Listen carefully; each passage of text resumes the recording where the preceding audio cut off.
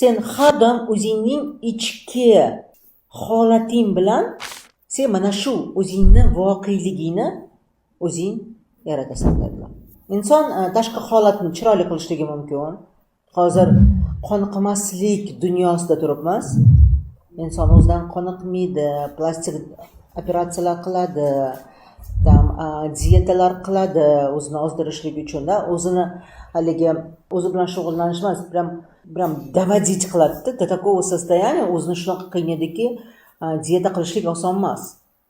Misol uchun sport bilan shug'ullanishlik ham oson emas. Tasavvur qiling, butun boshlik inson jarrohlik stoliga yotyapti, vdруг потом не проснется. Qancha bunaqa voqealar? Vdруг потом не проснется. Balkim bundan keyin uyg'onmas. Lekin nima qilyapti?